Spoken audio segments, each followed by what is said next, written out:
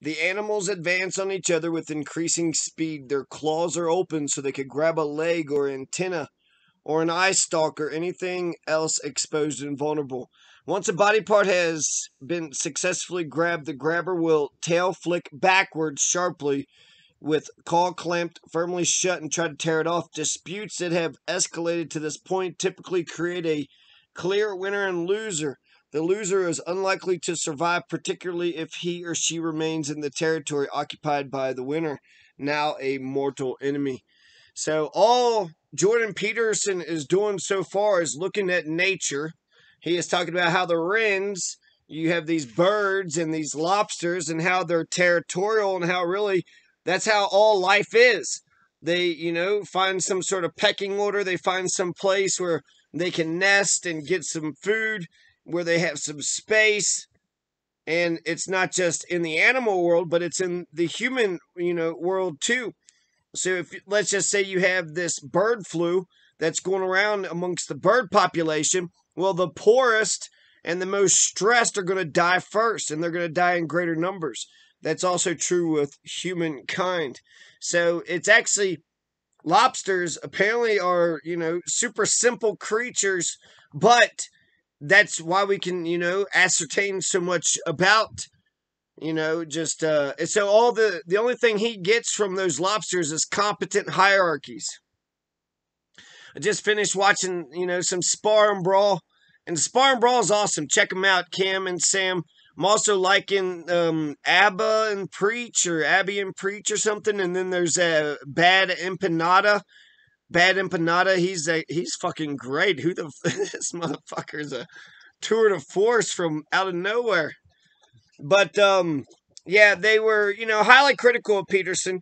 And, you should, because he's, the leading conservative. And so it makes sense, if you're a progressive. So he would be on the, opposite side of the spectrum. And he is a conservative. He always goes after the left progressive Marxist, or the left postmodern, the postmodernist, the postmodern, the postmodern Marxists. They don't know what the hell they're talking about. So he's, opposed to the postmodern Marxist. So he's opposed to the postmodern Marxist. So is that a straw man? I think that indicates that he's a right wing and that he's conservative. And that's what I think the magic of Jordan Peterson, because, I'm listening to Jordan Peterson. I'm a progressive. He's on the opposite side of the spectrum. But I think to be a balanced person, you got to have your conservative and your liberal, viewpoints, or you got to have a brain and a heart. You got to care about the self and the community. You got to care about, it's yin and yang. So anyways, you have Jordan Peterson is now the philosopher king of the Western world. So I think that the Western world, after fucking Trump, right? He's a racist piece of shit. Trump has destroyed the fucking Republican Party. The Republican Party. If you don't find some other motherfucker, Jesus Christ, elect Jordan Peterson fucking president, he would be way better. But I think that Donald has destroyed, what people think about conservatives. Nobody wants to say that they're conservative. You got your Tucker Carlson. You have, you had Bill O'Reilly. So you have some of these conservatives that are ambitious, and they, put their faces out there and they say, here's my viewpoint. So they're kind of pushing their viewpoints on people. Whereas you got quiet Professor Jordan Peterson, professor and psychologist, right? So he's a doctor. He's actually a doctor of medicine. So you got this, quiet professor off to the side who's just been thinking about these studies and thinking about this and thinking about that, forever. He's got all these different PowerPoints. So he's very contemplative. He's very thoughtful. He's an intellectual. And so what I think has happened is that you've had the Western world kind of look around and say, okay, who do we all listen to? Who's making sense to the, majority of us? Do we have is there anybody that's, making sense of any of this shit? And because there's this massive vacuum of conservative voices, Jordan Peterson has been elevated. He's the philosopher king of the Western world. Why are people listening to him? Because there's such a drought. There's such a massive vacuum of conservative, actual common sense conservative. Throughout history, you've had people that want to change things. You've had people that want to keep things the same. And so whereas you have, your capitalist, forget about the community. Your communist, forget about the individual. Heart and brain, right? Bleeding heart. It's good to care. It's good to care. It's also good to be smart. It's good to have a balance.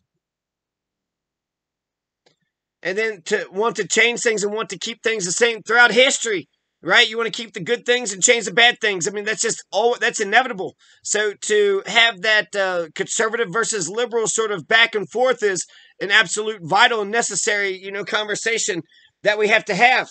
And so since, we have to have that conversation, he's nice, right? He's nice, considerate, thoughtful. He's been thinking, pretty moderately, pretty even-handedly for decades. And he's smart. He's super smart, and he's not, people are he's conservative, so I think that's why people are just throwing a whole bunch of shit at him. But ultimately, he's just really intelligent. Just think, okay, he's not a feminist, I don't think, but when it goes to, he, doesn't mind having opinions about men and women.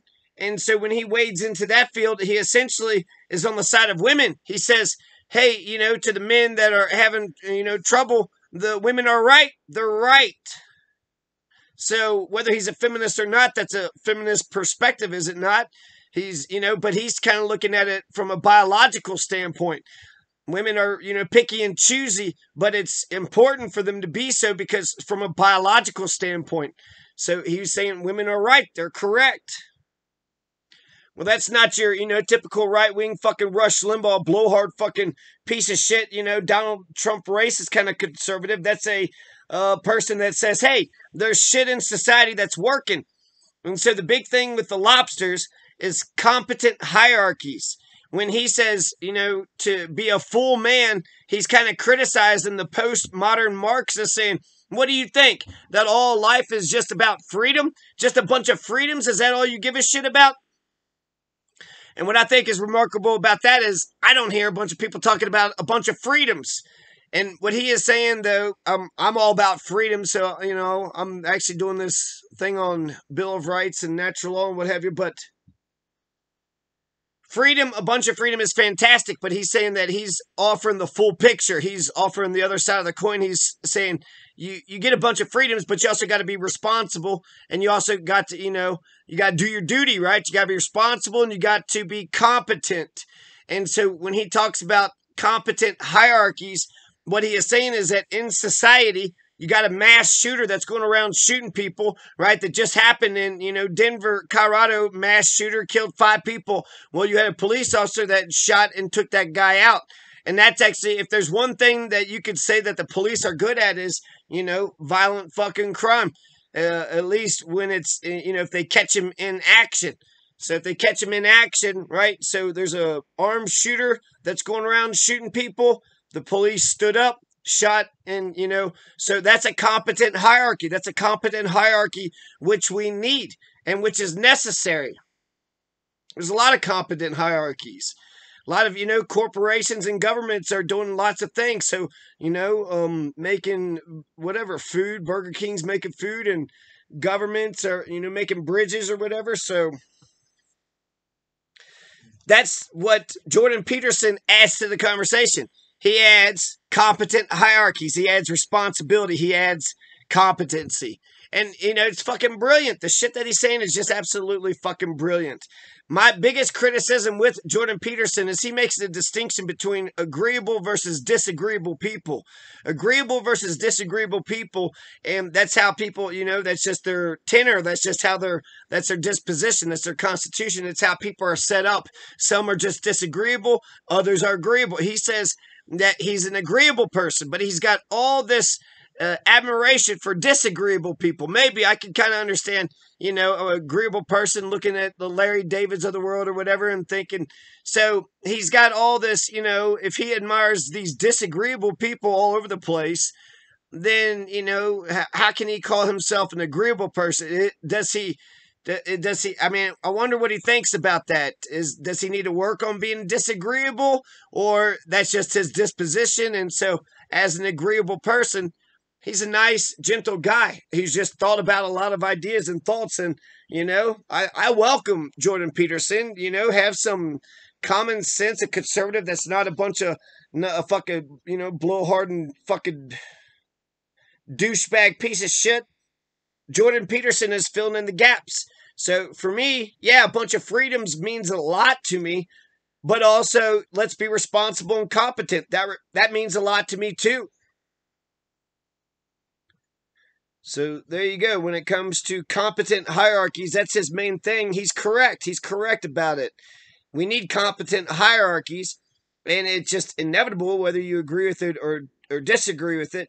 And as a conservative, he's saying that there's some things in society that are working. So there are some scary thoughts coming out of postmodernism. You have Derrida, who's sitting there saying he's a deconstructionist. So, it's all words and it's all meaningless. And what the fuck does that? That don't help nobody. So, Brian Williams, he called himself an institutionalist. That's probably Jordan Peterson, an institutionalist, right? You got your institutions. So he just fills a major vacuum. He fills a major vacuum, a major drought. There's a desert, right? And we're thirsty. We need some, goddamn common sense conservatism. So, yeah, there you go. When it comes to reverent power versus authoritative power, some people get into positions of power and then they're just asshole, oppressor, fascist pieces of shit. But people that are reverent power, like Jordan Peterson, what is his appeal? He's not trying to manipulate or control you. He's just trying to say, hey, I've thought about all these ideas and here are my conclusions. And he says he's got a very rigorous, scientific method. So it's not like he came by his conclusions lightly. Without Jordan Peterson, who do we got? Fucking Tucker Carlson? I mean, Jesus Christ, who do we got? Without Jordan Peterson, Tucker's going to be... And frankly, when for my leadership, I want a leader who's been tapped on the shoulder. I don't want some asshole who just wants power. I want somebody who's been tapped on the shoulder. Hey, can you lead us? Hey, we need a good, competent, strong leader. And that's Jordan Peterson. So, I don't feel like he's like Tucker Carlson running into the limelight. He doesn't have this ambition where he's got to be the, top conservative voice in the world.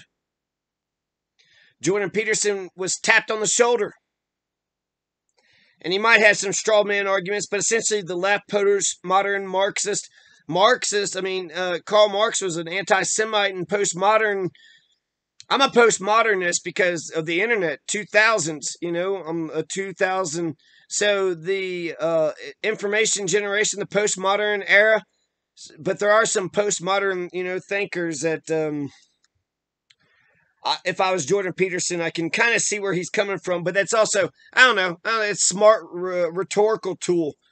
Instead of saying, well, the damn liberals, Jordan Peterson says, well, the damn postmodern Marxist. And I don't, they are two distinctly different schools of thought, so I don't really see the connection between the two. Marxism, I think there's actually like a obvious historical thing there, but I'm not a Marxist because I don't deify him, I don't think of him as a god, but his, Marxism, the way that he understands history is that the proletariat, the dictatorship of the proletariat is going to take the government. And then once the communists, take the government and feed everybody and brings about a utopia, then they dissolve the government and then it's anarchy. So Marxism isn't big government. It's actually very small, tiny, obsolete, no government. The last step of Marxism is no government. So and then postmodernism is just, this is how we've been thinking about shit. Now this is how we're thinking about shit now.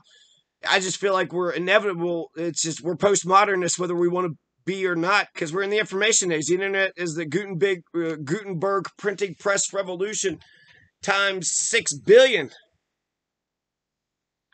So anybody, could just have any asshole with an opinion and some internet can throw some goddamn video up and we'll just have to.